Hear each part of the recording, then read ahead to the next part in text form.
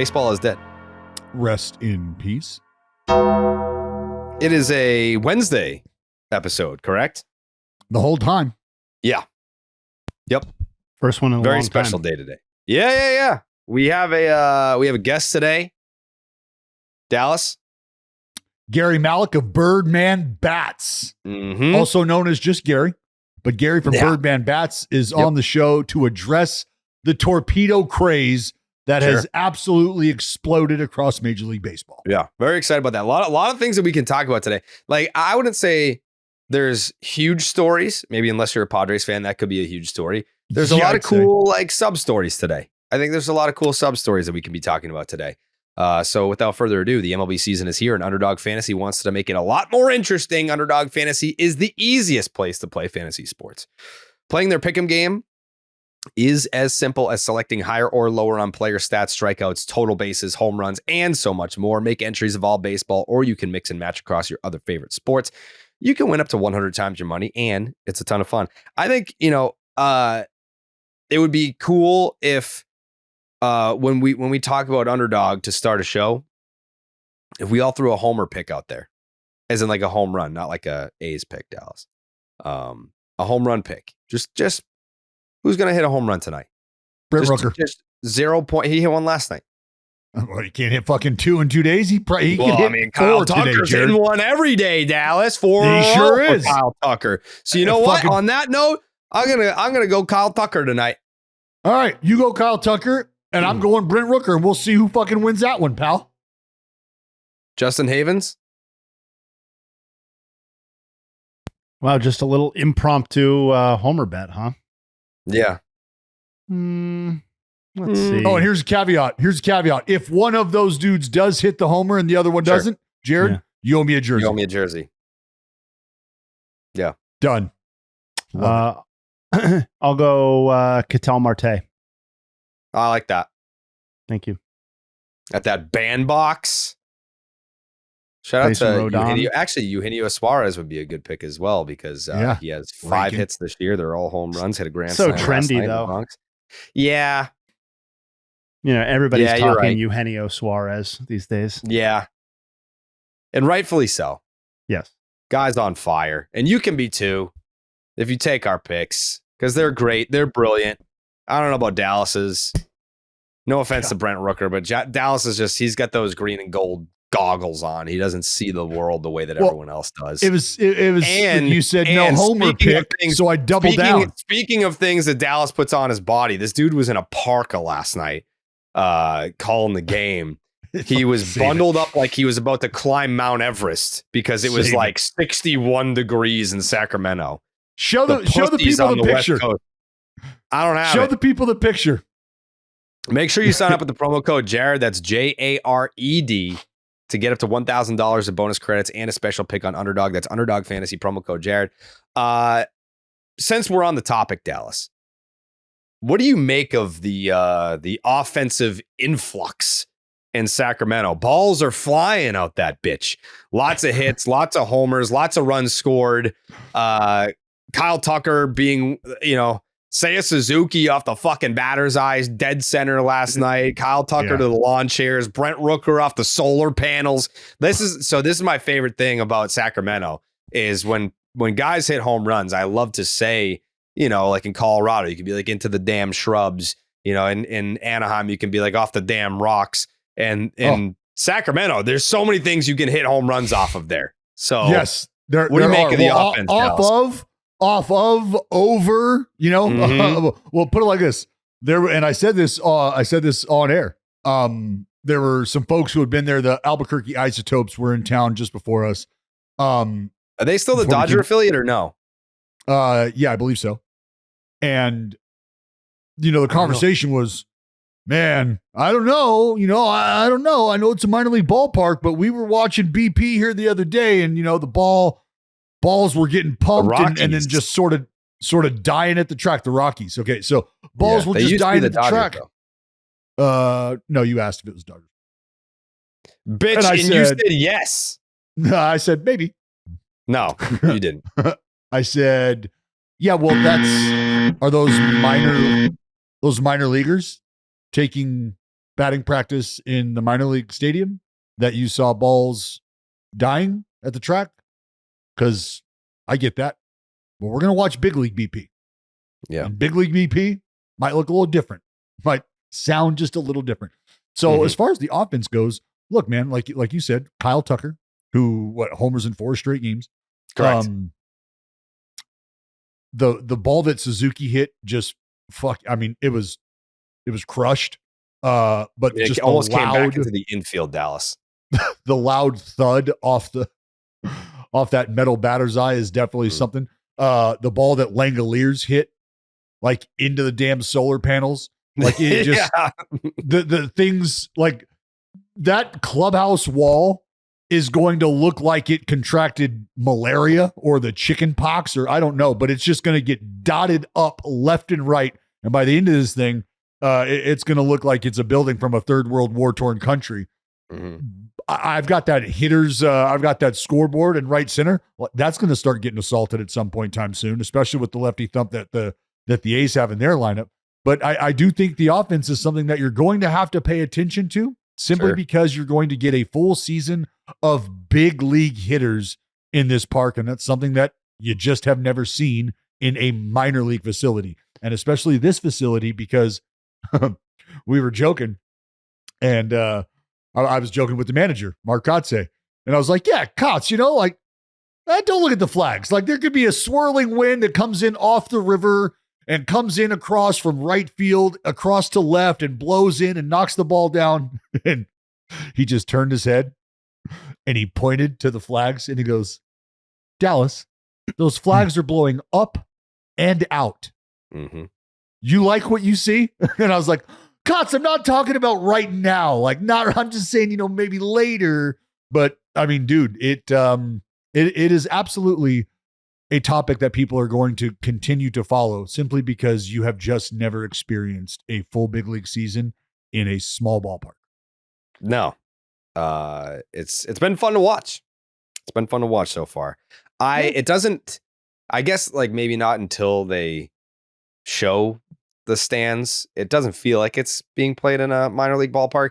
Kind of like the same with the Rays, watching Shane Baz carve up the opposition, the Pittsburgh Pirates, Dallas getting fucked for 10 strikeouts. That feels even less like a spring training facility. Like that kind of feels like a little big league-ish, but it's, it's the Yankees. It's George Steinbrenner Field. Well, that was the effort for Major League Baseball, right? In both instances is, how do we make this product look TV ready? How do we give this product enough of a facelift so that it's digestible and it's not so discernible between another ball game you might watch and what you're seeing unfold on the field? And ultimately, that's what you're concerned with, I think, is the product on the field. Because from a fan perspective, are you not watching the game because you don't see the third deck? You don't see fans in the third deck? Is that where you're like, I'm out? Or are you just concerned with the play on the field? Sure. And I think for the most part, that's where fans and their head is at, because the attendance has been good. Fans are excited about what they're seeing. Whether or not that sustains over the summer is going to be something that remains to be seen, because again, the playing environment in that ballpark, specifically in the summertime, brother, let me tell you, it's 105 until about 705. And then it starts to taper off into, high to mid 90s. And we know how things go when it heats up. Baseballs fly. I don't want to skip over Shane Baz's performance last night. I'm sure Jay Hay has some tasty nugs on that performance, but I think we would be making a big mistake if we did not start this podcast with a meaty conversation about the San Diego Padres signing Jackson Merrill to a 9-year contract extension through the 2034 season that includes a club option for 2035 at $135 million. By the way, the San Diego Padres are 6-0 to start their season. But this feels like the best news of the year so far. 6-0 start. Merrill locked the fuck up. Dallas? This right here. Say the thing.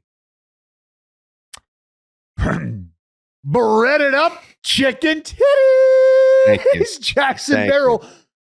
To put him in the future look of this franchise is exactly what I think a lot of fans wanted. It's exactly what a lot of fans were waiting for. And when you have this kind of talent doing what he did, I mean, I don't know how much of a conversation there was about whether or not he was supposed to break camp with the club last year or not for opening day. The fact that he did and the fact that he produced what he produced, that should have left all questions in the you shouldn't have had questions after that, in my opinion. And I think all of that got answered.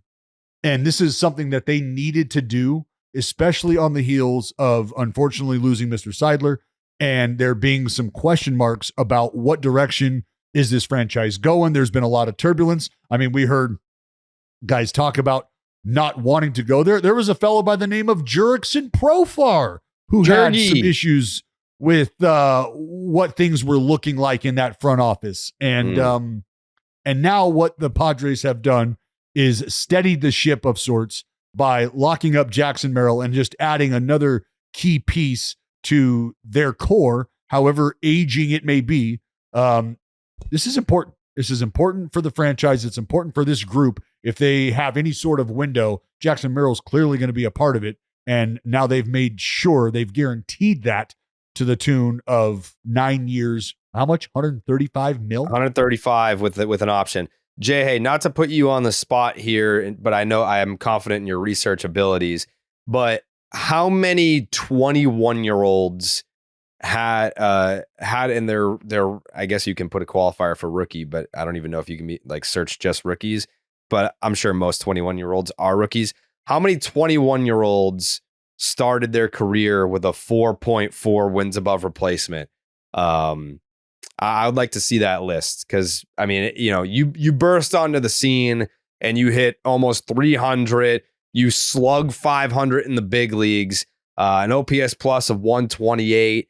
Dude was top 10 in MVP, runner up for Rookie of the Year, made an all-star team, won a Silver Slugger, and was basically a 4.5 win player in this league in his first go at it. I would say, yeah, I'm pretty confident in handing out an extension. You're very happy to see those numbers in the first season for a 21-year-old rookie. That's not the first time Dallas's phone has gone off. He's a fucking rude piece of shit, is this guy.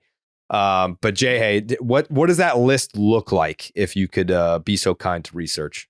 Yeah, so I went ahead and took a look at outfielders 21 years old or younger with 4 or more wins above replacement in their age 21 season or younger, as I said. In the wild card era, so since 1995, there have been 12 instances of that, but it's 11 players because Trout did it twice. So it's 11 players. The most recent prior to Jackson Merrill to do it was Julio Rodriguez and Michael Harris in 2022. Acuna, Soto, Trout, Harper, Stanton, Jason Hayward, Justin Upton, and Andrew Jones. So in terms of young outfielders with pedigree, I mean, that is the list, right? In the era that we're talking about, that's more or less everyone. So Jackson Merrill fits right along there. There are far more players on that list that you would be comfortable knowing how their careers played out, being like, I would give him $135 million at the age of 22. I don't know about like Justin Upton. No, literally every one of them. Dallas beat me to it. Every single one of those people. Even I think Hayward's the most disappointing overall relative to expectations of people on that list. And I think if we're talking about the ages that we're talking about for Jackson Merrill, Jason Hayward's equivalent seasons were worth $135 million, I would guess. So, or not far from it. So, yeah. And I think if that's the worst case scenario, quote unquote, I think that's an incredible floor. And what I love about that list is that's $15 million a year AAV.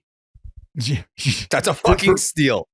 For better or worse. I mean, yeah, because how many years? Because last year's his rookie year. They're buying out 4 free agent years?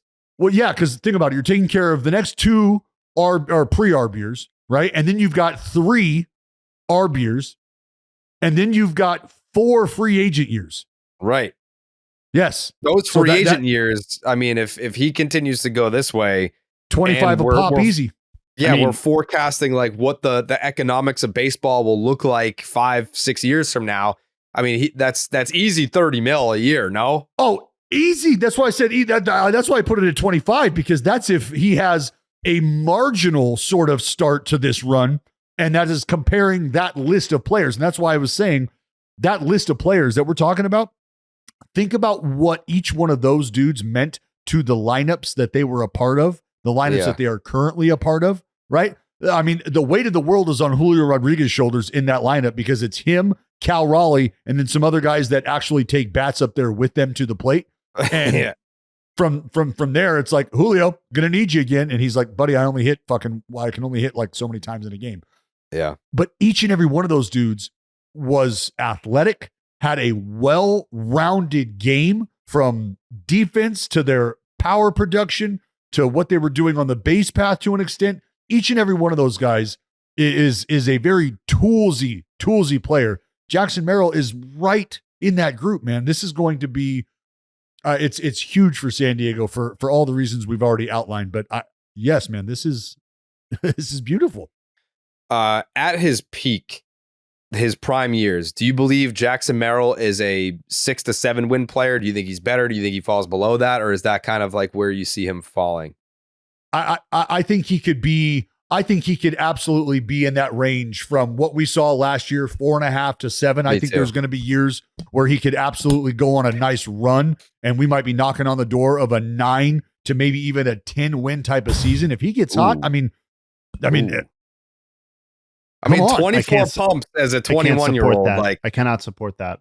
You can't support it. I think you got a little crazy there at the end. You got a little crazy there at the end. 10 is like 9, 10. You started staying like 11, 12, 13, 14. Right. You're talking Judge, you're talking Mookie, you're talking Trout. Like, that's when you get to 10. Like that now you're talking a top 3 player in the game.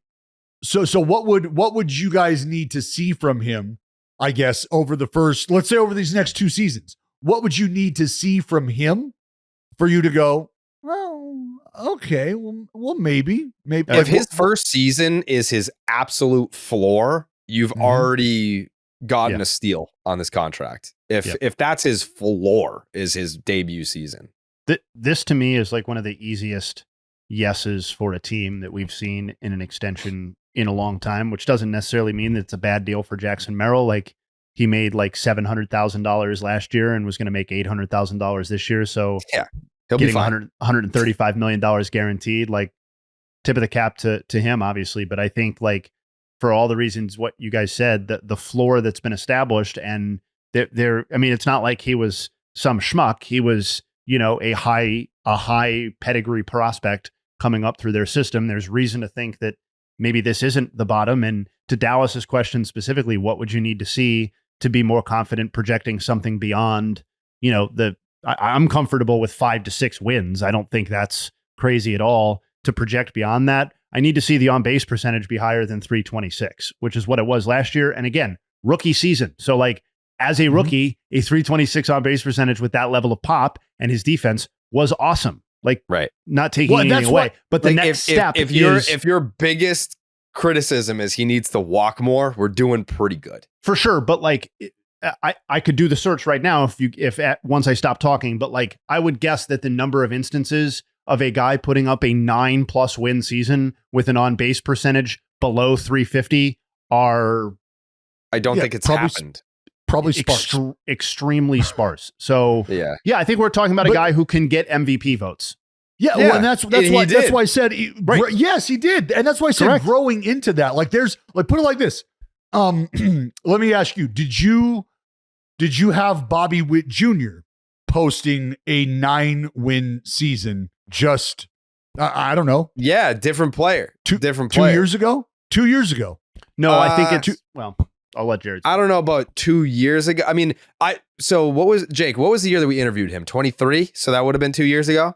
Yeah. Yep. And guess what, Jared? He posted a 4.3 win season that year. And last year, he posts a fucking 9.5 win season. So we are just a year ago, he doubled the production. What I was getting at is, if Jackson Merrill continues to trend in the direction that he's trending right now, there could be that type of season for him in his future. I'm not telling you on average this is going to be an 8 to 9 win player every year, not year in and year out. But when you see that type of productivity year one, and we have a player similar to him, and look, Bobby Witt Jr. plays a premium defensive position. The base path is more a part of Bobby Witt Jr.'s game right now than maybe it is for Jackson Merrill. But if Jackson Merrill continues to be able to run and does so at an efficient level and also continues to put the bat on the ball with the power that he possesses, now we're talking about a 30-30 season from a guy playing a premium defensive position, and those numbers start to look a little different. And if he continues to grow the way he is, who knows where that stops? The only issue I think for him would be, to Jay Hayes' point, getting on base and then turning it into something more the way that Bobby Jr. has been able to do. So sure. I know Dallas's point is kind of moved on or whatever, but since I'm a Nug nerd, like I did go ahead and look that up. The lowest on base percentage in a 9+ win season in Major League Baseball history is by a guy named Terry Turner in 1906. Oh, TT. Classic Double TT for Cleveland, actually. I'm surprised I'm not more familiar with his game, but T-Bone. Yeah, he managed to do that with a 709 OPS in 1906, 338 on base percentage. If we put that aside and look at people that are playing a game more resembling our current game, the answer, to my surprise somewhat, is actually the 2016 Mookie Betts season with the Red Sox, not his 2018, but his 2016, where he had 9.8 WAR per Baseball Reference and he 363 on base percentage. Gunnar Henderson's 364 and 9.1 wins above replacement just last season is another example of a lower on-base percentage in a 9-win season. So basically 360 seems to be the number. Okay. If we're curious. There you go. Yeah. Which is a big leap from 326. But not an impossible one. No, it's not impossible, but I think a guy who has a career 326 on base percentage and a guy who has a career 360 on base percentage, we're talking about two completely different players. Well, and again, just for reference, right? That 23 season for Bobby Witt Jr. on base, 319. And he finished 7th for the MVP. All right, he finished 7th in the MVP voting. What's that? What was the OBP last year? Want to take a guess? 390? 389. Am I the fucking man? He took home Jake, am I the man? Second place, Jake, for MVP. Yeah, you're the man. Thank you. I fucking knew it. I knew it. So that's why, like, to just, I understand what you guys are saying, thinking I was getting a little crazy that he could eventually be that type of player. I didn't mean consistently, but that's why Bobby Witt Jr. He could have a year or two like that. And you guys know how much I love Bobby Witt Jr. So that was the first name that came to my mind was I've seen this happen. I've seen this player just take that leap. Are you surprised that a guy with like the speed that Merrill has, that he only swiped 16 bags last year? Not necessarily surprised, because I think there could very well be a conversation about like, I don't want to call it the Mike Trout conversation, but trying to preserve the body. Where you at? Where you at health wise, and how can we keep you out here more consistently? Blah, blah, blah, blah, blah. I mean, I hate to go back to the Shohei Ohtani incident, but I mean, this is a dude who, you're talking about 50-50 guy, and he hurt himself sliding. And why was he sliding? Because he's stealing a base. And you know what I mean? Like, so there's always precaution, I think, being taken. But if you have the player like Jackson Merrill that can impact the game in so many different ways, I would like to see him do it. I also think there's something to the idea that his speed is more like in game as opposed to like pure like base path speed, stolen base speed. Like, I think it translates directly to his defense and stuff like that. Like, he doesn't have a robust statistical track record of stealing a ton of bags. Like, he's not like a guy who stole 40 bags in the minors and then came up and was like, oh, I'm only doing 15 because I'm whatever the reason. Like, I think he's got more than the 15 or whatever he showed last year, but I do think there's like, I'm not sure we're looking at a future like 30-40 type of year type of player. I don't know about 34. Like, you're talking about doubles and homers? No, I was talking about steals. Stolen bases. He was just saying he doesn't know if he's a 30 stolen base or a 40 stolen base guy. I think we could easily see a 40 double 35 homer, 20 stolen base season. I think those are pretty reasonable. Yeah, I agree. Yeah. Yep. Great deal for the Padres. Congrats to Jackson Merrill on the contract, on the guaranteed money, taking care of his family for life. Also, I want to say congratulations to Dustin May, who made his return to the mound after almost 7 years. We're talking May of 2023, the last time that Dustin May towed the slab in a big league game. And you could see it last night watching that first inning. You know, he's not showing guys up, but he was showing emotion after every strikeout. He struck out the side in the first. You could see, I don't know if a wife, girlfriend, significant other, I'm assuming mother, was in the stands. And when they were showing his family, they were just beaming happiness watching him do his thing out there, because I mean, it's gotta feel 2 years for, you know, like an athlete that has spent their entire lives trying to get to the big leagues, finally getting there, dominating, throwing these wizardry fucking two-seamers that are at 100 miles an hour, and they look like they're CGI animated, just being absolutely filthy, then having the rug be ripped out from underneath you, and that 2-year period where you're not able to pitch in big league games, that has to feel like an eternity. And then, you know, I'm sure that there are, if I know an athlete, that self-doubt creeps in. What will I look like when I get back? Will I ever get back? Will it be the same? Am I going to be able to locate? And will my velocity still be there? And my confidence and all of that. So I think it's, you know, it's great that he was able to go 5. The Dodgers win the game. They're off to a 7-0 start. That's all cool. But seeing Dustin May have success immediately, like it wasn't a struggle in the first. It was, here I am. I'm back. Here's fucking 3 punchies in front of my family at home in front of Dodger Stadium. That was really fun to watch as a fan. Especially considering the detail of his path. Because it's not like it was just TJ, all right, clear those hurdles, hit those benchmarks, and keep progressing. He was there, right? He was right there.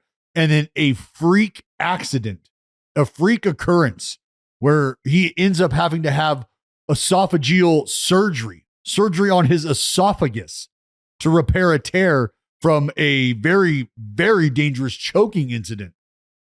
Like, imagine going through your rehab and, like I said, hitting all of those benchmarks and being right there. And then, as he stated, you essentially have to start from scratch again. You have to start all over because you just breathing and moving is going to be different. You just had major surgery. So just the mental hurdle of clearing that one as well. But getting back, watching the emotion pour out of this dude, I think a lot of it also has to do with you're out there executing pitches that, for better or worse, are probably involved in some of that self-doubt that creeps in. Like, I got to really rip this slide piece. I really got to finish this. Do I have the confidence to just let it eat? And I think the answer, a resounding yes. And it was, it also gives you pause to think like, oh shit, they got this dude too now. This is another animal they have to roll out there. Like, my God, things are not looking bad for the Dodgers, especially if Dustin May is on the bump and back and doing what he's doing, because that is just that's a weapon, man. That is an absolute weapon. Well, everything's going right for the Dodgers because, you know, you come into the season, and not that they had many of them, but even their what ifs are panning out. You know, it's like, we've got our guarantees, you know, we've got our guys that they just show up consistently every single year and they do what they do. They're MVPs, they're all-stars. We're not worried about them. You can pencil them in for, you know, whatever fantastic numbers that they're going to end up with. But Dustin May was a what if. It was you know, it's been 2 years. What does it look like? It's a what if. Last night, I don't know that we can put him in the what if pile. I know it's only one start, but I mean, it was just nasty shit. And it was and again, I do want to preface this by saying, you know, he was going up against an Atlanta Braves lineup that hasn't done a goddamn thing. Like, collectively, they are 1 for 34 with runners in scoring position to start the year. You go up and down the lineup. I mean, you've got guys that are 1 for the season, 2 for the season. It's bad. It's bad. Like there's like even, not to make it about the Red Sox. The Red Sox have sucked to start the year. They're 1-4, but like Campbell's been awesome. Willier's been awesome. There's no one on the Braves. It's been like, well, at least he's been good. Like, no, it's been a collective, awful start to the season for the Braves. But it takes a good pitching performance from Dustin May to keep it looking awful. No doubt. Yeah. No doubt.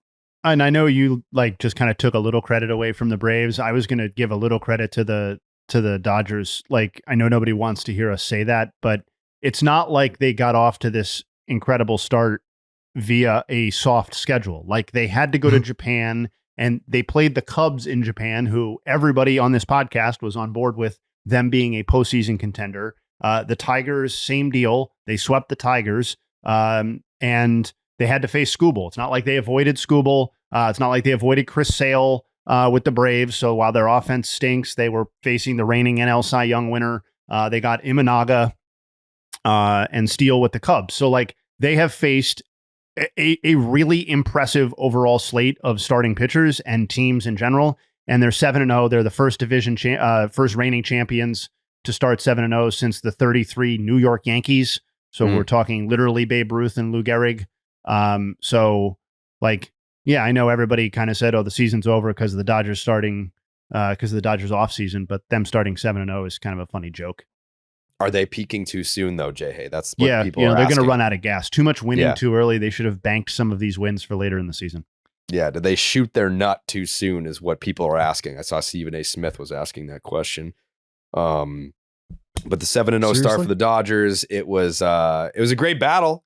Chris Sale on the mound. It was painful to watch for me. I'll be honest. I'll be open and honest as I do. We're about to hit an ad read for BetterHelp, and this is a perfect time to mention Chris Sale pitching in LA and Mookie Betts. He struck out Mookie. He struck him out. He drilled him in the ribs, and then Mookie took him deep in a 1-0 ball game. Mookie hits the 2-run home run to take the lead for the Dodgers, a lead that they would not relinquish. But seeing Chris Sale on the mound in Dodger Stadium, that brings back memories. Then seeing him face Mookie Betts was just, I don't even know how to describe it. It wasn't depressing. I've moved on from the Mookie Betts trade.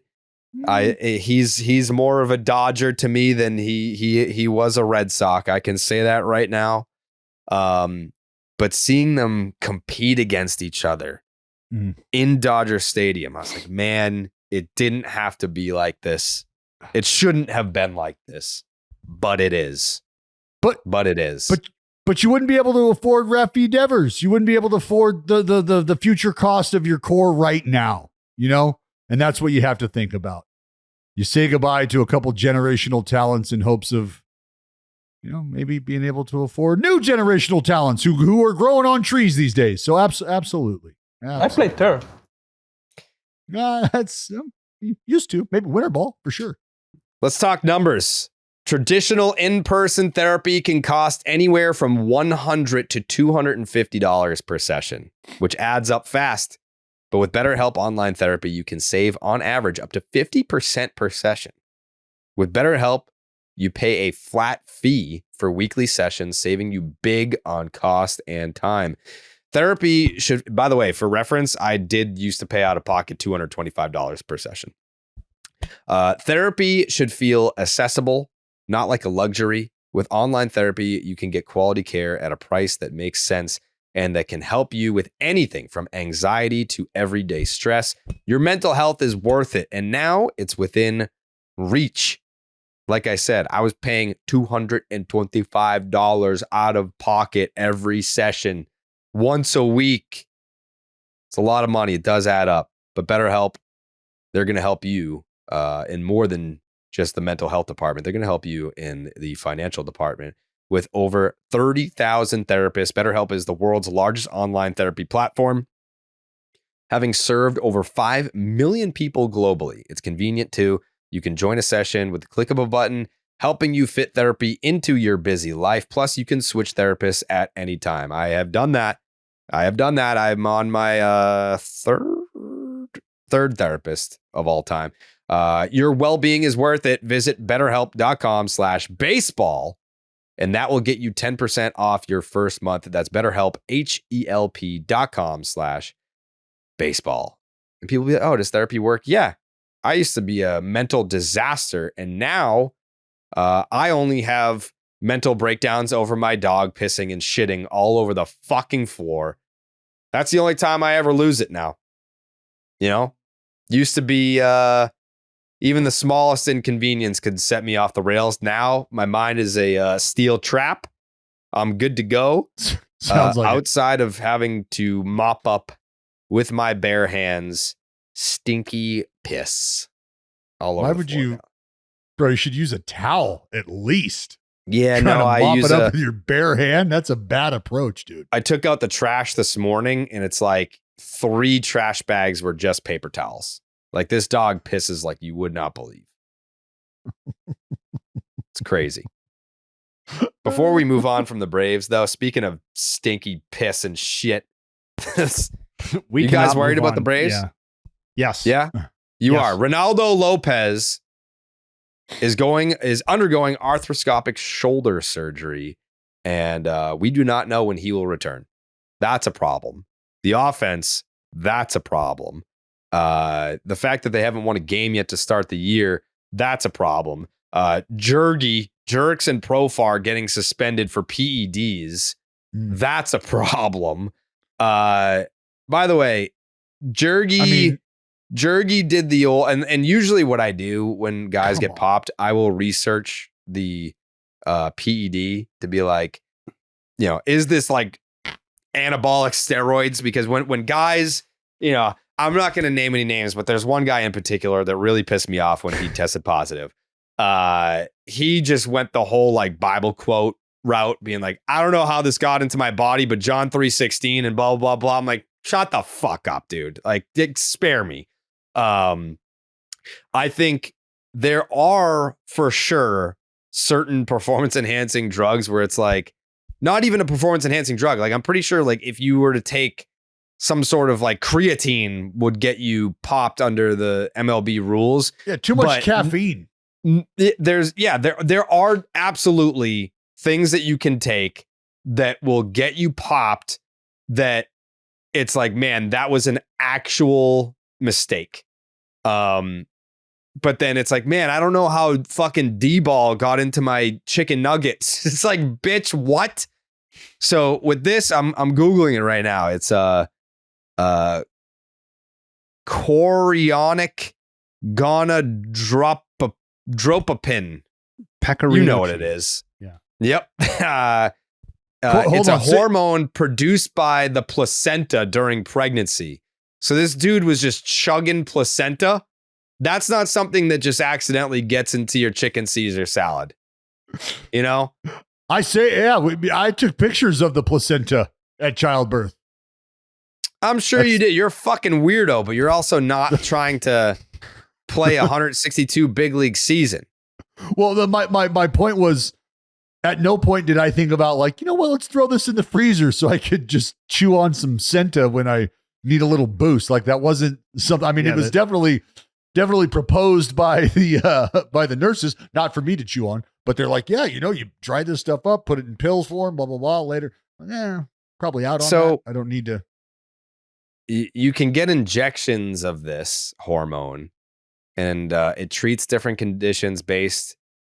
It could increase your chances of pregnancy or producing sperm. So maybe there was an infertility issue going on, which if that's the case, that would suck. Where it's like, my home life is stressful because I'm trying to get pregnant with my partner and it's not working. And I'm trying to do my part if it's my sperm by taking this. And then next thing you know, I'm fucking suspended with no pay. And everyone thinks I'm taking steroids when I'm literally just trying to create life with my wife. Like, that could potentially be what happened here. Sure. Based on my quick research. Well, but wouldn't that be a like put it like this? If that's what happened to me, I would have no problem telling the world that if that was, but he didn't. What was so? What's that? So this is another different article. Medically, it's used as a drug to treat infertility, triggering ovulation in women and boosting testosterone in men under brand names like what I'm not going to try to pronounce them. However, it's banned in sports due to its performance enhancing effects, such as increasing muscle building testosterone levels. So I think, this might be one of those things where, you try to play ignorant. It's like, oh, I didn't realize, I'm just trying to, create a baby over here. But guys in the clubhouse might be like, yeah, you can increase your testosterone levels. You're going to put on like 15 pounds of muscle in 2 months. But Jared, that wasn't, that's my whole point, is that wasn't anywhere in his apology. Correct. Defense or in his apology. Absolutely nowhere in that apology was, this is actually what happened. My wife and I have been trying that didn't come up. That didn't come up at all. I could understand still being hesitant to blast that out publicly, particularly immediately after the news breaks or whatever. Maybe you still haven't thought things through fully, but more interesting to me than why he did it, because that's always difficult to parse, I feel like, and I hate to come down on a guy and then have it come out that taking this was the only thing keeping Jurickson and Profar alive or whatever. And it's but the Braves, the impact of the Braves, I feel like is very tangible and very real.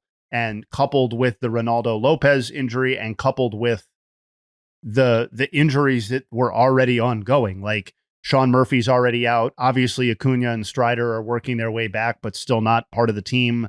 And the situation that they find themselves in terms of the division that they play in, the league that they play in.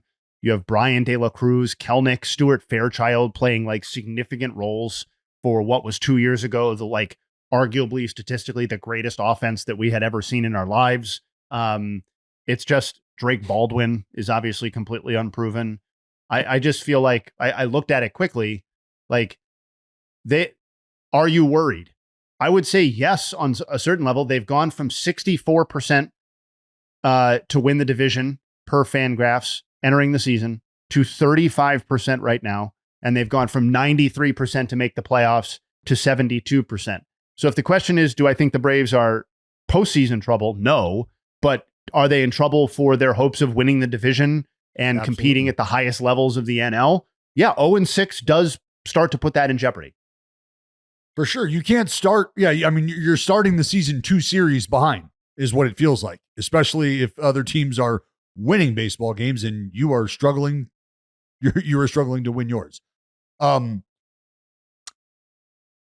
do think that there is some definite pause to be taken, because you're starting to now look and ask yourself, all right, outside of the portion of the lineup that you feel like you're going to be able to lean on or will start to balance itself out, where do you see the productivity coming? Because the bottom part of that lineup has some serious question marks. Yeah. And I want to temper my comments with I don't want these thrown back in my face when the Braves win 88 games or 90 games. Cause I'm not saying it's over for Atlanta, but if we're talking about how this offense in particular changed from 23 to 24, we're already talking about a number of instances where key players took significant steps back, right? And guys who were supposedly in the primes of their careers, Matt Olson, to name one, was not nearly as good last season as he was the season before. Ronald Acuna is obviously out of the lineup. And then you start to go down and it's okay, is Marcell Ozuna going to continue to perform at a literal top of league sub Ohtani offensive level for the rest of his career? Probably not. Last year was the second best season of his career offensively. And it was in his age 33 campaign. What are you getting out of Austin Riley? I think these are questions. He was not nearly as good last season or available as he was the 2 seasons prior. So or 3 seasons prior. So it's a compounding effect when key guys are not available and key players are no longer performing at the level that you kind of anticipated as recently as a season or 2 ago. Which doesn't mean that they can't, but the wins need to start happening now. And then you look at the rotation and it's you feel good about Sale and Schwellenbach. And it's after that, it's I mean, honestly, who the hell knows, right? Well, no, that's. I mean, yeah, you've got what's his name? Smith Shaver. Any of those would work fine. No Grant disrespect, Holmes. it's just a fucking hyphenated name, and I can't remember the fucking last part. I mean, Bryce Elder has been solid, but they obviously didn't even start him with the big league club at this year. Grant Holmes. They got Grant Holmes. I understand, but like confidence level 1 to 10, like what are you putting on a Grant Holmes, Bryce Elder, Smith trio? If Grant Holmes's hair is on point, I think that ratchets things up just a good notch. hair always does. Not sure why you're talking about it, but yeah. Buddy, you seen this fucking lettuce? Yes. There's yes. There's questions. There's questions for sure. I just think that I want to believe that a guy like Austin Riley and a guy like Matt Olson and getting a Ronald Acuna Jr. back and a dude like Ozzie Albies, I want to feel like these guys can go, hey, boys, you remember who the fuck we are? You remember what we're about?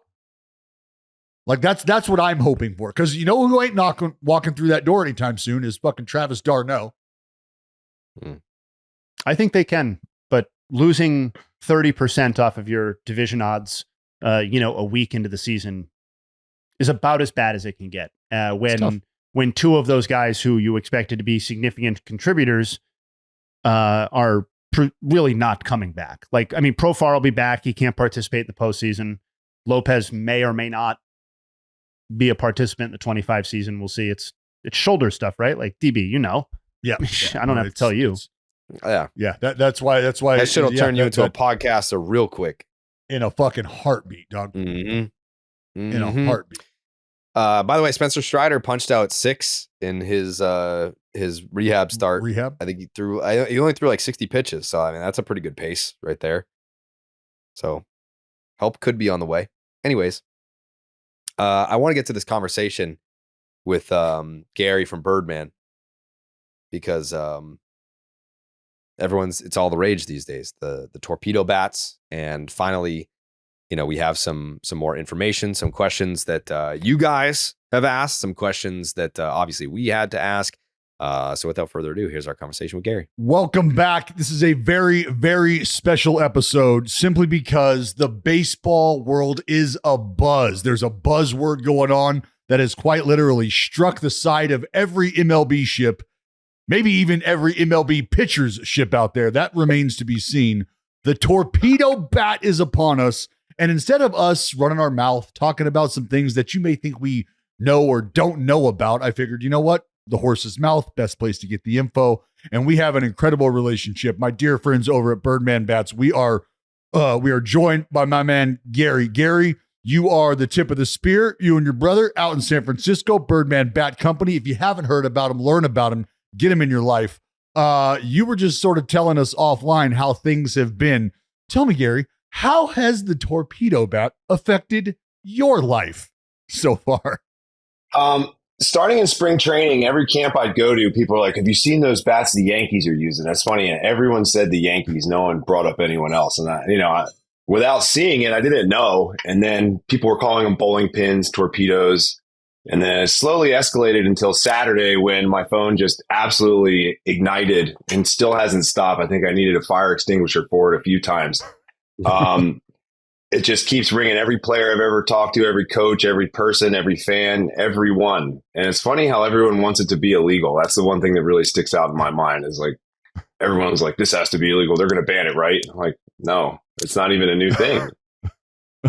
So along that vein, it's not even a new thing. I think that is absolutely something that baseball fans have been curious about is, one, how long has this been around? But two, I have encountered the same exact thing. I just did an interview yesterday with a group of guys who watch a lot of baseball, and their entire thought process was, well, MLB is going to get around to this eventually, right? And I said, well, why? Because it's completely street legal. So was this something that was ever on the menu for you guys as a bat company that you just decided, you know what? I don't know how big the market is for this. Was this too revolutionary at the time? Was this too forward thinking at the time? Was this something that you just didn't feel comfortable producing right away, trying to put on people's laps? So we actually made a good bit of these when we first started because there's a couple profiles like an AP5 or a 243 that have those big barrels that actually taper down at the end. That's just kind of how the style was. And then we took some of them and moved the meat down, kind of like they're doing now, I'd say in like 2018. And we call it a Boss Man. It's this bat that's just absolutely massive. And we've jokingly called it the Torpedo Bat for years. And then fast forward to like the last few years, everyone wanted like a slim, like conforming profile, but like a long barrel, almost like a softball bat. That's where the trends had been going. So we actually wiped out our torpedoes because people weren't into them. And it's crazy now, like everybody wants something that was like, it was round. Nobody really cared because I think the data with it now, with all this MOI and BPI stuff, got people real interested in it. So now we're back to putting torpedoes in everything. Well, I think the funniest part. Go ahead, Jared. I was going to say, like, the funniest part about all this is that the Torpedo Bat Mania started because of that Yankee game where they hit the 9 home runs or whatever, and Aaron Judge hit 3 of them. He wasn't even using the Torpedo Bat. Like I was watching the news last night, like Channel 7, and they were like, it's the craze that's sweeping baseball, the Torpedo Bats. And the first highlight they cut to is Aaron Judge hitting a home run. I was like, he's not using it. Right. So it's interesting to hear, because I mean, I obviously did not know the term, did not know that these bats existed before that Yankee game. But when you talk about how they've existed for years, everyone's crediting this Yankee person from MIT. Is it not even that person who developed the concept? Is the wrong person getting the credit for this if it goes back years? I think that what is going on is they've started doing these fitment things. There's these really fancy scales that cost like $5,000. They measure the weight, like the MOI gets measured at 6 inches, which they're actually starting to debate whether or not that even is the right place to measure it. And then there's like a few points on the bat where the scale takes specific weights, and then it gives you these numbers, and then guys swing different balance points in MOIs and they see the results. So I guess once now they have all this data, they're hooking guys up and saying, all right, well, this MOI works for you. And then they figure out how to put meat into specific bats to make that MOI happen. And therefore, I think that kind of gives you the torpedo, because there's a density regulation in Major League Baseball where you're not allowed to go below a specific density with maple, or it becomes illegal. They outlawed them in like 2011 because of bats breaking and spearing people. Because of how they break. So you can't just have that huge barrel all the way through because it's not legal. So they're like, okay, we want a lot of mass in one spot. How can we make that legal? So by tapering down the ends, you're taking a ton of density out or adding a bunch of density back, therefore making them legal. They're actually more legal that way. I keep telling people, like, it's actually more legal to have the skinnier end because it uses a heavier density piece of wood, makes it stronger, and also moves that MOI down or up depending on the hitter and makes them have better success. All right, now let's go over some things here, because I have a beautiful piece here that you were kind enough to whip up. I mean, almost instantaneously. But you're using buzzwords like MOI, and for the folks who are not privy to what that is, moment of inertia, right? Is that correct? Yeah. Explain what this means to people like me who are going to need an elementary explanation, so they can kind of wrap their head around what's going on. Trying to make it the most elementary, because it's crazy. I was like dusting up on all the physics and mathematics and stuff last night, and it's like these crazy formulas that if you saw, in school, you'd be like, oh, geez, let me drop this class. But basically, it just comes down to, like that at the moment of impact, like it's a physical object and it's resisting you the whole time because it has weight and mass and you're swinging it through a plane. So like that, at a specific point, the moment of inertia is when the swing takes over and the bat just finishes and does its thing on its own. And actually, like a higher MOI could increase your exit velocities, but make the bat feel heavier and harder to swing. And in those cases, like, say they call you a guest hitter. If you're a guest hitter and you're using a high MOI, you have less adjustability and the bat feels heavier, but you're going to get higher exit velocities. And I guess you as a hitter have to consider which trade-off you want. And, everybody's different. So these torpedoes are definitely not going to work for everybody. Now, that would be that's my next question, or that's my next thought that I'd like to get into is this something that you see trending in a direction where every player can use it, because I have opinions on that. But to Jared's point, and everybody who's been watching the game knows that Aaron Judge was not a part of that. Aaron Judge has hitting mechanics and a hitting style that many have tried to adapt to that have failed miserably and had to go back to the drawing board, because his size, his ability to get to the baseball and generate the force that he does he's an outlier. So is this something that you see players who, and let's put him in the 15 to 20 homer range, is this something you see them trying to latch onto to put themselves in the 25 to 30 homer range? Is that something that's possible? Or who do you see adapting to this sooner or over the long haul? Yeah, I think there's merit in everybody trying it, because like, I think the main reason it hasn't been around so much in the past is simply because baseball is, a 150-year-old game. There's so much resistance to change. And, even if 1 or 10 guys are having success with it, there's so many people that are just like, no, I'm good, So like, maybe now people's interests are a little more piqued and they're saying, sure, let me go get fitted. So I think everyone potentially has a chance to do better simply by just going and checking and seeing what works for them better, like with some actual data. I mean, this might be out of your pay grade, because it's more of like a doctor question. But the whole thing about the bat impacting Giancarlo Stanton's elbows, and he was asked about it, and he said, "I'm not going to give you the story that you're looking for," aka like, yes, but I'm not going to just outright blame the bats. Is there physics behind this that could result in some sort of injury for the player if they're not used to swing it with like the certain weight distribution? That's an interesting question. So a higher MOI, like I was saying, in a heavy bat would be feeling heavier, and a big guy like that, I don't know. I think maybe, but they take so many swings and they've been doing it for so long. I don't think that would be like the absolute like end all say all of the injury. But if there's an injury there and you start using something that feels heavier and at the MOI, it's like pulling on your elbows or something, like maybe. Yeah, because it happens in tennis a lot, I feel. Yeah. It's basically just what's the word? Extreme tennis elbow, because it's like a heavier object that you're swinging. Yeah, it's like tendonitis, Yeah. Well, I mean, that's exactly what tennis elbow is. It's just inflammation of those tendons in the elbow, and it's from extension, turning over the forehand, coming through and extending on the back. But it could actually be coming from, say, his swing. It's getting him through the ball more. And previously he cut his swing off sooner. And now that he's getting through the ball more, he's jarring his elbows. Yeah, more extension could be jarring your elbows and wrists and creating some pain. I mean, that's a great point you make, because that is something that Giancarlo Stanton has gone through, right? Like when you remember he got drilled in the face by Mike Fiers years ago, there was a concentrated adjustment that he made to close his stance off extremely. And that was because he was going to be bailing out consciously. He knew he was going to be bailing out and opening up.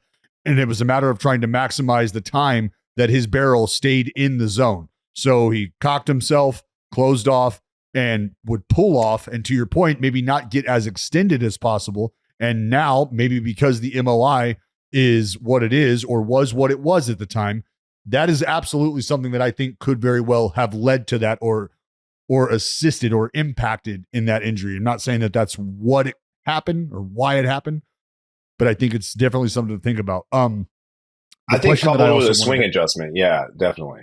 Yeah, absolutely. The thought of moving the barrel. I mean, I know that's an elementary sort of way to describe it, but is that essentially what's going on when you start to tell me that you're taking wood away? We're taking wood away from the end, from the cap, and then we're taking wood away from the handle here, and we're ramming it right into this area right here.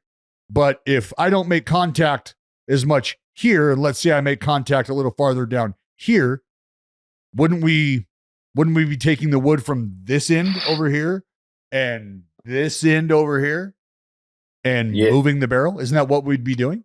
Yeah. So some people have a lower or a higher torpedo, I would say. And Paul Goldschmidt's a really good example, because he was one that was early with getting fitted in the Marucci labs and started using one of the puck bats, which is like the last craze. I'm sure you guys are aware of. Oh yeah. The And counterweight.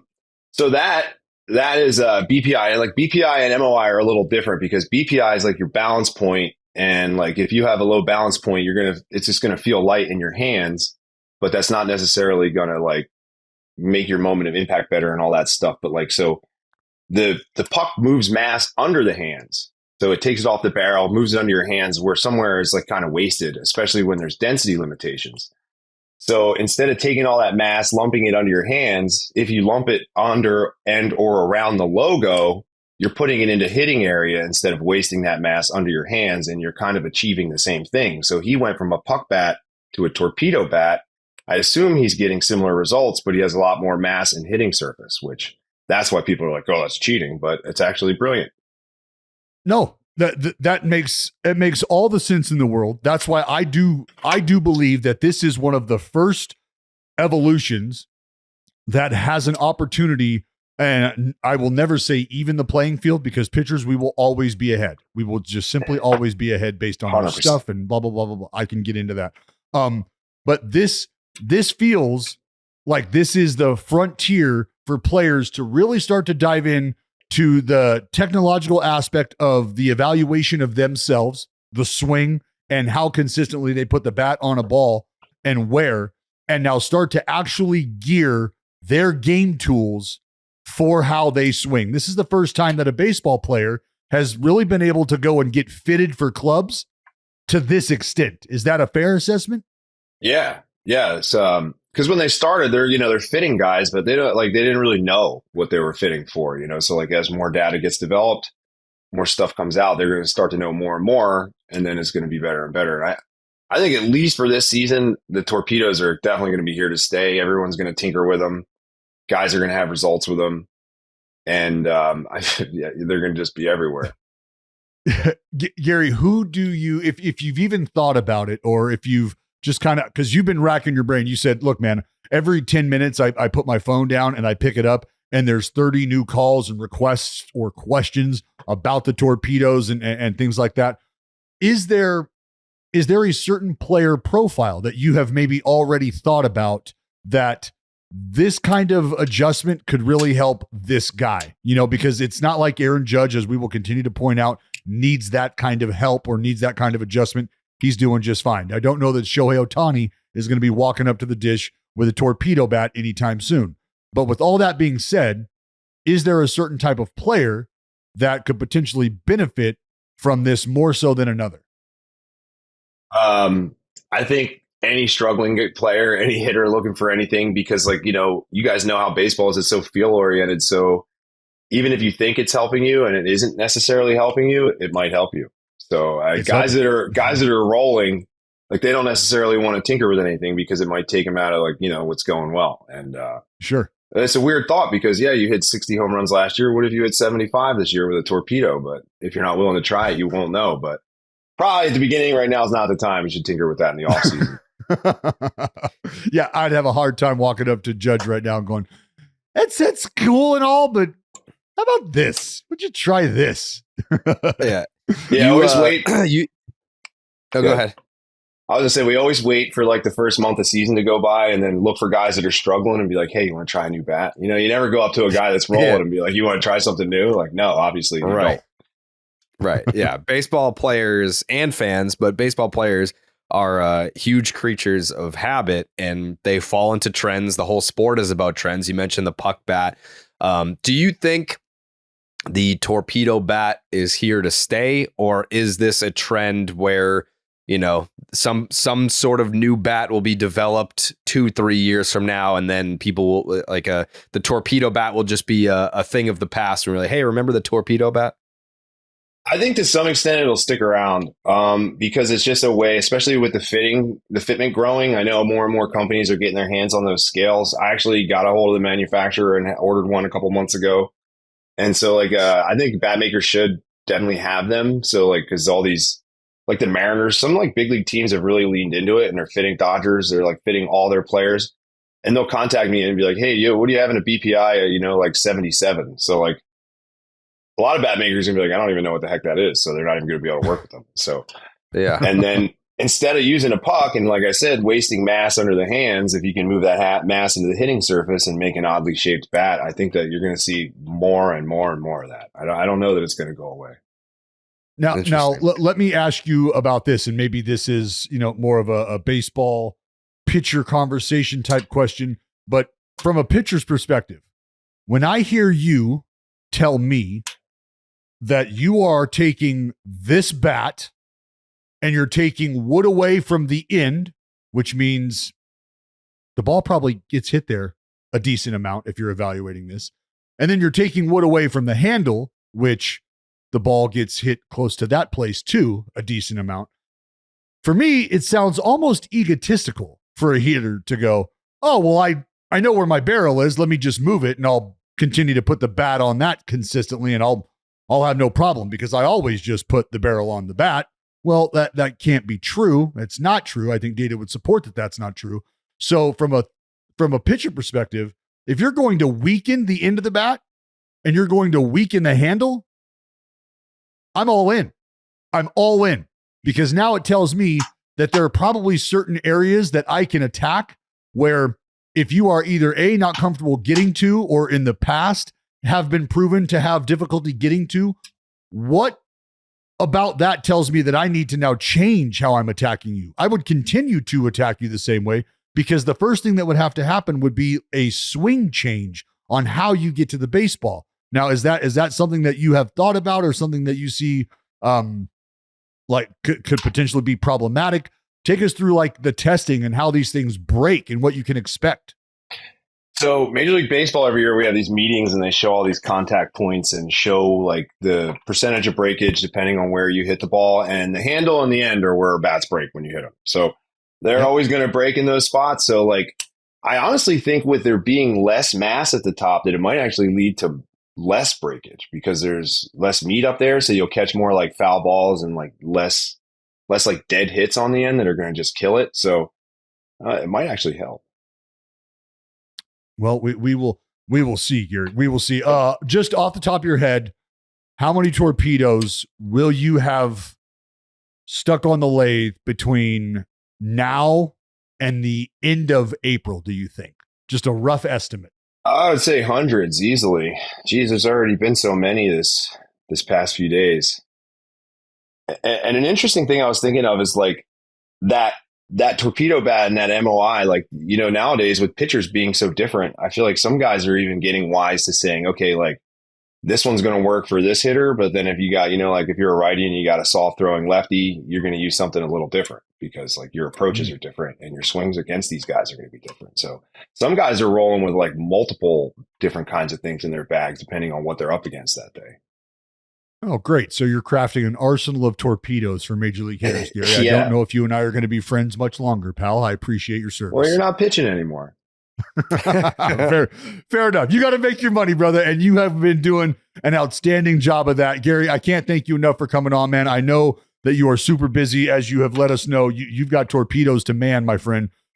Gary with Birdman Bats out in San Francisco, California. If you are an amateur player and you're looking to get a custom fit in your hand that looks the way you want it, that feels the way you want it, that delivers the performance that you're looking for, I would tell you to look no further than the boys over at Birdman Bats. Gary, you guys have done a fantastic job. You continue to create space in the baseball world for yourself, especially with revolutionary shit like this. So thanks for taking the time. And also, Underdog and myself want to say thank you for the, almost immediate expeditious turnaround of these absolute beauties. My pleasure, and thanks for having me. It's nice and easy when you're only an hour away. There you go. There you go, baby.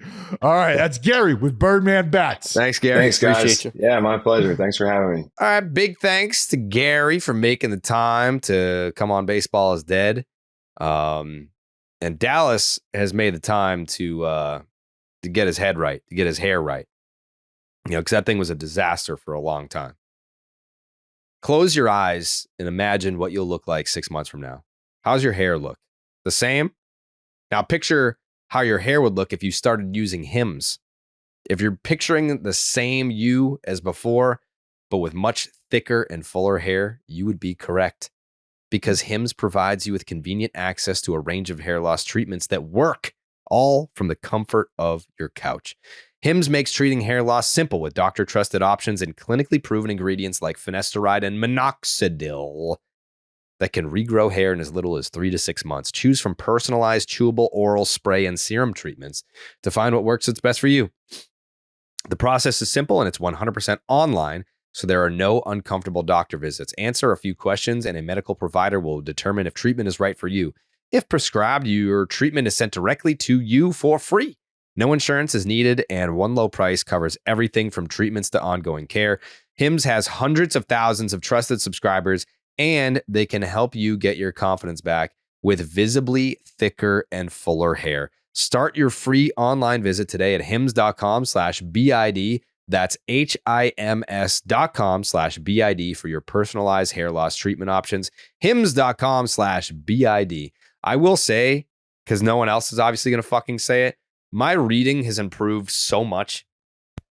Buddy, you're So much. eliminating. You're eliminating. No, Jay, don't do that. I've had people in my passing family over- mention that. No. Yeah. Thank you. Thank you. See, because Dallas is like, You think I'm kidding? between you and my girlfriend, like I surround myself with my biggest haters. Like it's just you guys. No one ever wants to give me fucking credit. Here we go.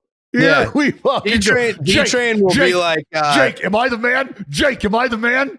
Someone's Jake, gonna am I call the man? D-Train, Get the fuck out of here. D-Train will never give me credit for anything. She'll be like, you have to pat yourself on the back for everything. I'm like, because you never pat me on the back. Because she lives with your 'Cause dumb Dallas ass. She never knows what she's pats me dealing on the with. back. The people Hey, that are D-Train, supposed check to, this out. Piss No. in the toilet. In the toilet. How about me, huh? No. Who's the guy? Who's the fucking dude? the people that are supposed to validate me the most, my life partner and my podcast partner, neither of them do it. They both put me down. So that you're the reason why this monster was created. We're You're the part of reason building- why poor Jake has to fucking pump my tires every goddamn show. We're a part of the breaking down and the building up. You just haven't been able to discern the two. Who's That's a building you me thing. up? Nobody. That's a you thing. Nobody. We'll get there. Well, there's stages to this. We'll get there. There's stages to this, he just said to me. God. It's crazy. That's crazy. I did go to Kowloon last night, obviously. How's Andy? Oh, he's great. Good. Yeah. Andy's great. The fact that the Kowloon is probably like a multi-billion-dollar business, and you can go to Kowloon and like Andy like knows the name, like he knows all the girls' names, he knows D-Train's name. He's just he's a great guy. Sat down, He's locked in. chicken wings, He's locked chicken fingers, pork fried rice, sushi, crab rangoon. We're actually we're running a little contest. I don't know. Should I? Yeah, I mean, I guess I could say we're probably putting the video out today at some point. 2 opening day tickets, Dallas, at Fenway Park Mhm. are hidden somewhere in At the Kowloon. Loon? Yep. The boat. And It's in the boat. so if I'll do you want a hint? I'll give you a hint. Isn't there? There's a boat in there somewhere, isn't there? There's a boat in there. Yeah. Yeah, for sure. It's in the boat. It's got to be in the boat. Two opening day tickets are hidden in Kowloon. Jeez, right Jay, now. hey, calm down. You can get there. You'll be all right. And the hint is One's behind my picture. I hid them. Oh, wow. Wow. I hid all right. So you don't have to look up. You can.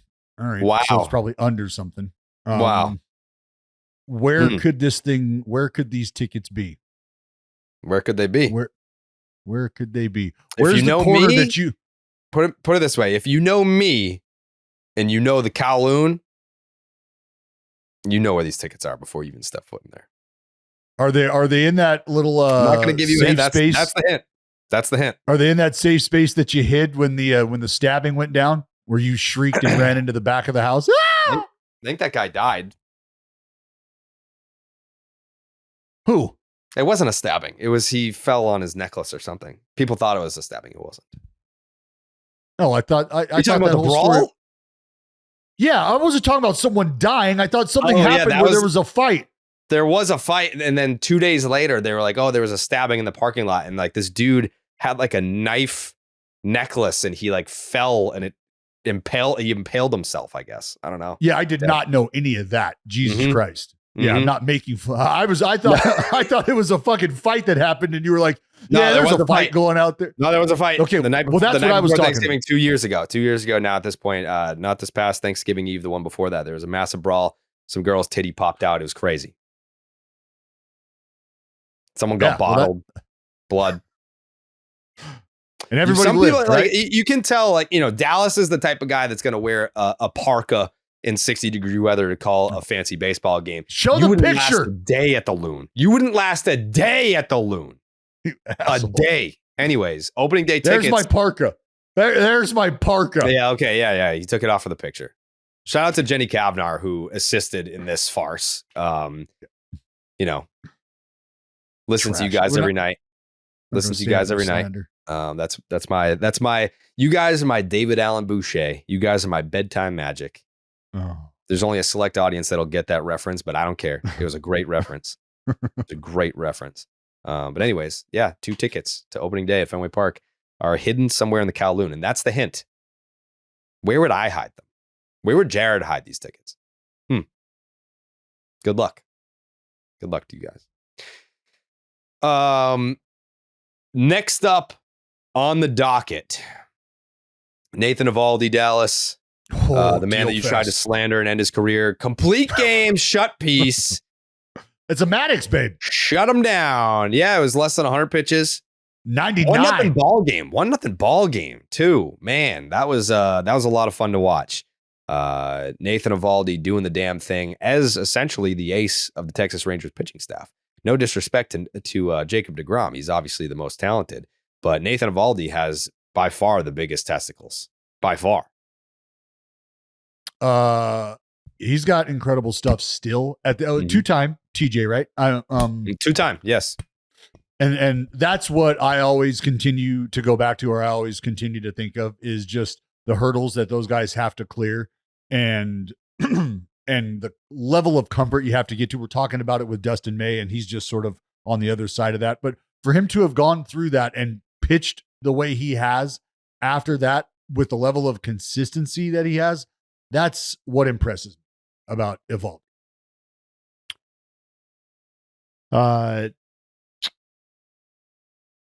Shutout in fewer than 100 pitches within the first 6 games of a team season within the wild card era. Absolutely classic list of people. Eovaldi last night, Clayton Kershaw in 13, Dontrell Willis in 2005, Bartolo Colon in 2002, and David Wells in 2000. So yeah, I mean, in terms of real actual data, batters are a combined 2 for 30 with 14 strikeouts against his split and curveball this season. So in terms of him being the ace or his shit still playing or any of that sort of stuff, it certainly looks that way so far. Yeah, 15 innings, 17 punch outs, a whip under 0.47 whip. Opponents are hitting 137 against him right now. So he ain't walking nobody. Nobody, dog. How many walks does he have on the season? I mean, it's only 2 starts, but none? None. No free passes. He has not walked anybody. I love that. None. I do love that. And I mean, bro, your second start, you're out there dialing up a fucking CG shut piece, a Maddox at that. Like that's what he does, though. I mean, he's that dude. Oh, there's no doubt. There's no doubt.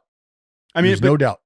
It is like, to the point, like, not to reference the note again, but like it's been 12 years since somebody threw a Maddox this early in the season. Like it traditionally doesn't happen this early. And so it is obviously Maddoxes are rare in the modern game regardless, but like it has been a very long time, and 23 years in the American League since it happened. So very, very That's cool. Silly. Cologne's was the last one in the AL. So 23 years was the last time that this sort of game happened this early in the season in the American League. He threw his most starts last year since 2021. He made 29 starts last year. Did not have a complete game. And now 2 starts into this season, he has his first complete game, and it is a shutout. First complete game shutout since 2023. Had another one in 2022, which those are his only complete game shutouts in his 14-year big league career. The one that he just threw last night, he had one in 2023 and he had one in 2022. Oh my God. He only has 5 complete games in his career. Yeah. I mean, if you think about the type of pitcher he was when he was younger, though, like it makes a lot of sense intuitively that this is when he would be getting those, because, you know, I know it was all about like Eovaldi's velocity back in the day, but like he never had the results to match that. He wasn't particularly efficient. Like his walk rate was completely out of control back in the day. So yeah, I mean, he's a much better pitcher now. Well, there you go, pitcher.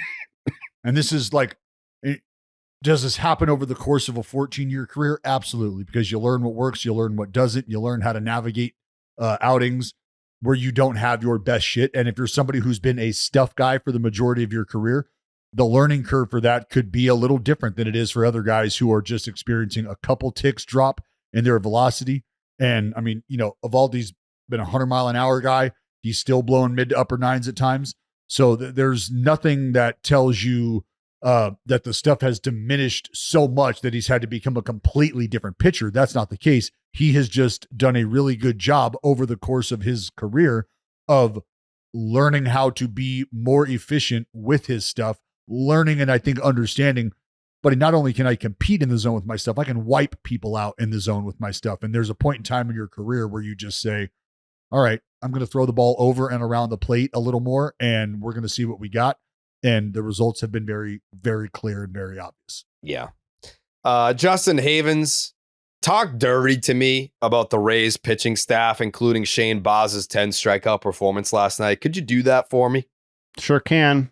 Yeah. Sure can. Please do. So Baz specifically first pitcher in Rays history to post a start with 0 runs, 0 walks, and 10 or more strikeouts within the first 5 games of a team season, first ever in Rays history. So credit to him. But what's a little bit more interesting to me is just how dominant the Rays staff has been overall. This is bullpen and starting rotation. They have 56 strikeouts and 3 walks through 5 games. The only other team in Major League Baseball history to have 50 or more strikeouts and 3 or fewer walks through the first 5 games of a team season are the 2019 Astros. Probably remember how nasty those guys were. So yeah, I mean, it feels like we're going back in a time portal and having a conversation about the Rays that we like paused for a year or two while they got healthy. I mean, honestly, that's kind of what it feels like. It's like, oh yeah, the Rays pitching is just absolutely ridiculously nasty again. You know, honestly, they're not going to keep up a 56-3 K to walk ratio or exactly what they've been doing so far. But I think if you look at who is doing the pitching in the starting rotation, at least on a per inning basis, there's every reason to think that this team and the bullpen in conjunction has the potential to be extremely nasty. You know, Pepio, Bradley, Rasmussen, Baz, like those guys are all really, really good pitchers when they pitch. What's the update on Shane McClanahan? It was the best like possible news, right? Yeah, we're gonna be all right. We're gonna be all right. Fucking bad, but yeah. I talked to Mac, and without divulging what our conversation was completely about. Yeah, it was just it's good to know that they avoided catastrophe. Catastrophe. So he has not made his debut.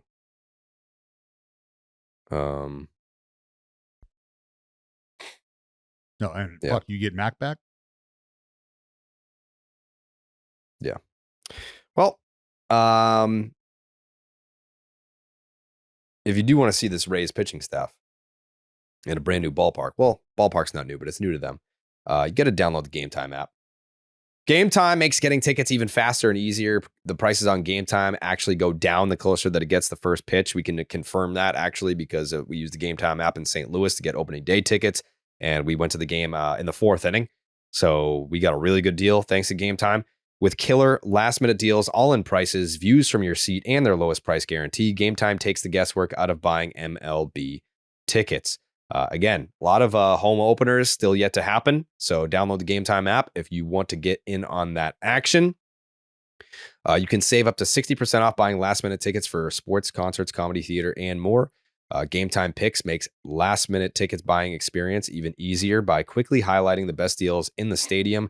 They've got zone deals, save even more when you choose a section and let Game Time choose the seats for you. The all-in pricing, once you toggle that feature, it'll show you the total up front with no surprise fees at checkout. Get a panoramic view from your seat and the app before you buy your tickets, and the lowest price guarantee, or Game Time will credit you 110% of the difference. Your purchase is also covered with the most flexible customer service policy in the ticketing industry today. Take the guesswork out of buying tickets with Game Time. Download the Game Time app, create an account, and use the promo code BID for $20 off your first purchase. Terms apply. Use the promo code BID for $20 off. Download the Game Time app today. Last minute tickets, lowest price guaranteed. Did you see the White Sox game last night? I did not. It was it's the White Sox, so you can't say it was like a shocking meltdown by any means. But it was surely disappointing. It was a disappointing because the White Sox have had some good vibes going to start the year. It's obviously super, super, super early, but they were in first place.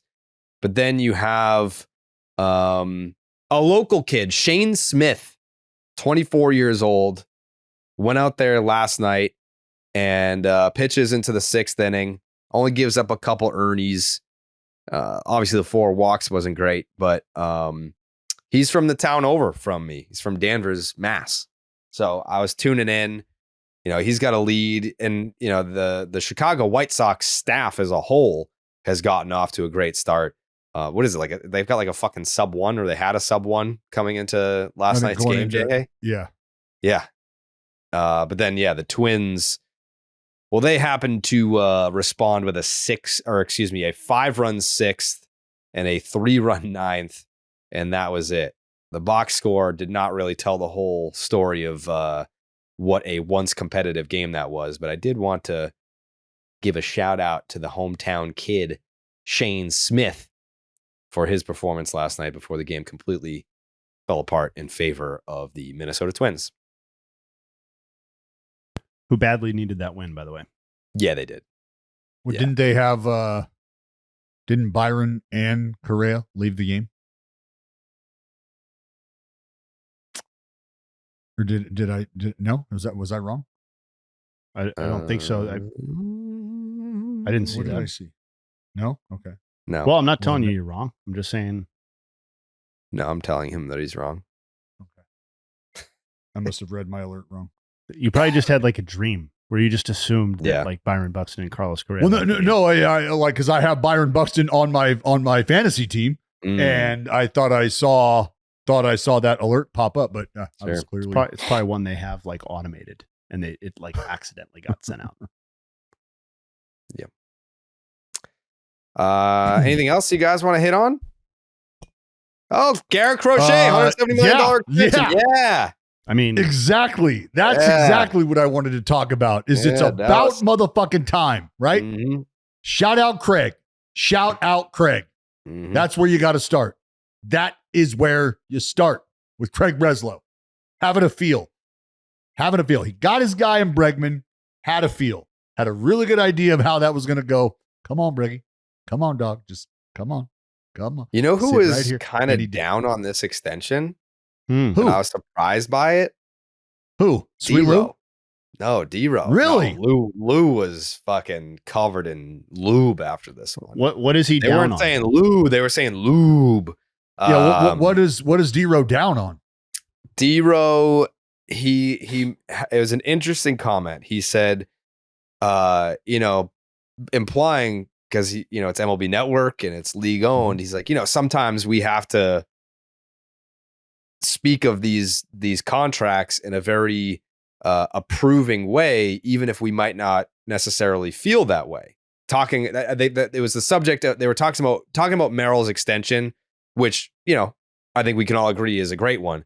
But they were talking about the payroll structure of the Padres and how they have all these big contracts on their payroll and how, they praise them because Lauren Shahadi said, well, we praised those contracts at the time.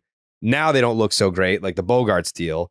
But then D-Row was like, well, sometimes we kind of have to praise them even if we don't necessarily feel that way. And then he expanded and said, well, Garrett Crochet, he's like, he's had realistically 1 year in the big leagues and now it's 170 million. So it's not that he was down on it, but he was suggesting there was quite a bit of risk. Like it was a ballsy move by the Red Sox to dish out 170 for a starting pitcher that has 1 year of experience.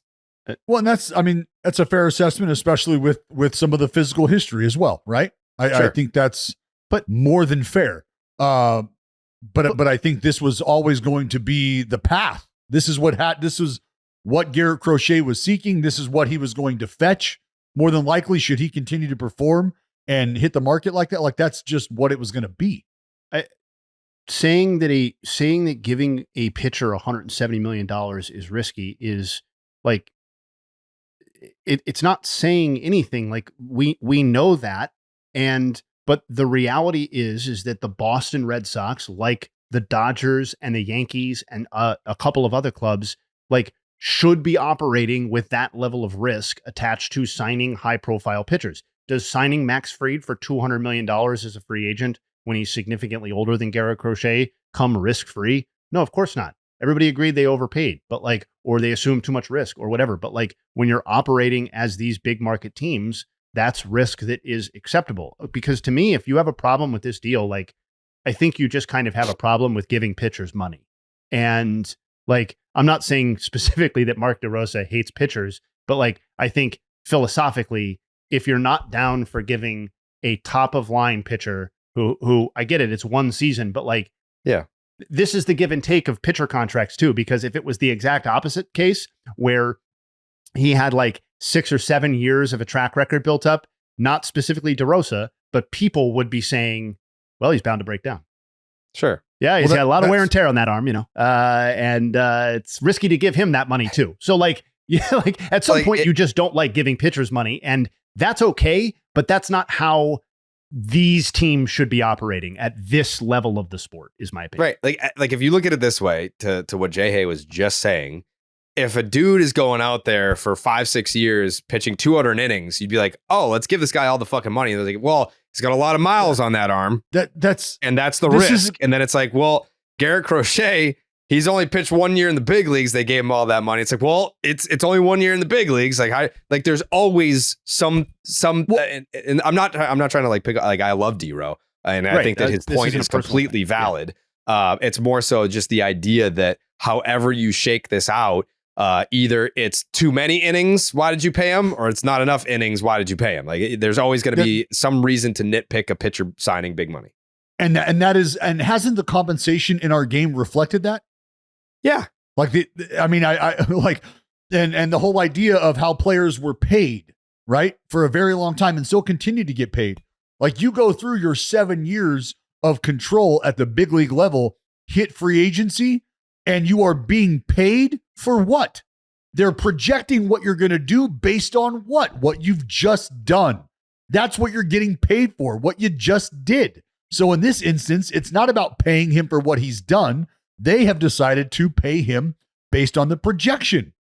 And so that's just how it's always going to be. You either pay me early because you like what you think is going to happen in the future, or you're comfortable with paying me after I have proven to you over your period of time that you're comfortable with that I can perform. And you also believe that you can expect similar production over the time period that you have committed to me for. So if it takes 7 years of me telling you that I can get outs and showing you that I can, and then you think that I can do that for the next 5, that's where you sign me up to that 5-year deal, right? You sign me up to that 7-year deal. Where if we're talking about Garrett Crochet right now, who has 1 season of 30 plus starts under his belt, coming off of an injury a couple years after that, that right there is where you're putting your money, is This dude has a K rate of, it feels like fucking 20 an inning or 20 per 9. There's horsepower here. There's pitchability here. This is frontline ace type material here. We like that. And we're going to commit to that. I'm not saying there's a right or wrong answer here, but like, do you want the next 6 or 7 years of Garrett Crochet, or do you want the next 6 or 7 years of Blake Snell? Because Blake Snell is 7 years older than Garrett Crochet. And it's like, I'm not saying that you can't say Blake Snell and I'm going to make fun of you. I happen to think the answer is Garrett Crochet, but it's a question that's reasonable. And if it's reasonable, why it's $170 million versus $182 million on a longer term, actually. So it's, to that end, it's a lower average annual value for Crochet. And I get it, free agency leverage. We're all aware of that. But like to the original D-Row point, I just think like this is, if the Cleveland Guardians signed Garrett Crochet for $170 million, okay, that might not be how you should be allotting your risk. But the Boston Red Sox, hell yeah. And Jay, to your point, it's almost like you're shopping for a Bugatti and using your Snell and Crochet comparison. As far as their engines are concerned, as far as what's under the hood and the capability, some serious horsepower there, right? Sure. But now one of those guys' odometer looks a little different than the other. Still a supercar, but that supercar, as you said, is a model that is 7 years older. That supercar has ran the track and has changed many a tire and has had tune-ups over the course of that 7 years. Same with this other one here, but this other one just does not have the miles on it. And it's a model that is 7 years newer. For sure. So it's just about picking what you're comfortable with. And, you know, is it the tried and true, here's the track record that I'm more comfortable with committing to? If so, then that's how that team operates. But to your point, these are teams who, if they fancy themselves competitors, they have to get comfortable operating in this kind of world. Also, it was like $35 million more than the previous record for a pitcher with this amount of service time, which was DeGrom. So like, you know, from an MLB union standpoint, like, you know, that's the sort of advancing of the ball that I would imagine most pitchers are interested in seeing someone like Garrett Crochet do. And, you know, like, not to just in terms of consistency stake, like these are basically the exact terms that I either said or agreed with Coley when we did the Section 10 podcast in St. Louis as being like right in that sweet spot of what made sense for the Red Sox and what makes sense for Garrett Crochet. And I believe that's the number that they came to. And I think this is a really outstanding deal it's obviously great for Garrett Crochet. And I think it's a totally acceptable risk for this level of talent and for what the Red Sox need and where they are in their competitive window. Thank you. You're welcome. Thank you for that. JP Sears is on Slab Lab this week, Dallas. Give the people a little taste of what they can expect on that episode. Yeah, sizzle in the Slab Lab. For the folks who are not familiar with who JP Sears is, he's just the guy who's taken the ball every fifth day for the last 2 years. And I think the preparation and the things that he details and what he has prioritized give you some really good insight as to why he's been able to maintain his availability and has also continued to progress, because this is a guy who's not afraid to tinker, not afraid to try new things. And he's also not afraid to get in the lab and use the technology to his advantage, which I think a lot of pitchers are getting more and more comfortable doing. But I just think it's really great insight to a guy who, as a young dude, was sort of the elder statesman of a rotation, but now with veterans, he has the opportunity to really kind of, I think, step back and dive even deeper into who he is. And his performance the other night was fucking outstanding. I mean, the slider was just absolutely dialed. It was automatic. He's a lot of fun to watch for me for a lot of different reasons. And I hope watching the episode with JP Sears will turn you on to what I've had a front row seat to over the last few seasons. Yeah. Check that out on the Slab Lab YouTube channel. I know, Jay, hey, you have Will Two Fake and you gotta go get cavity filled. First one ever. Yeah, there you go. Do you have any nugs that you'd like to share before we have to leave? O'Neill Cruz joins Joe Morgan from 1976 as the only players in NL history to have a homer, 5 or more stolen bases, and 6 or more walks through their first 5 games of a season. So, raise it. Shout out to Dallas's guy. Anthony Volpe had 1 homer over his final 49 games of 2024. He has 3 homers through his first 4 games of 2025. Shout out Torpedo Bat. Torpedoes. Yep, for sure. The Eugenio Suarez, I mean, he's been one of the great stories of the early season. Jared pointed out last night he has 5 hits this season. They're all homers. He is the first player in Major League Baseball history with 5 or more homers, but 0 other hits through his first 5 games of a season. So obviously quirky, but nevertheless kind of funny.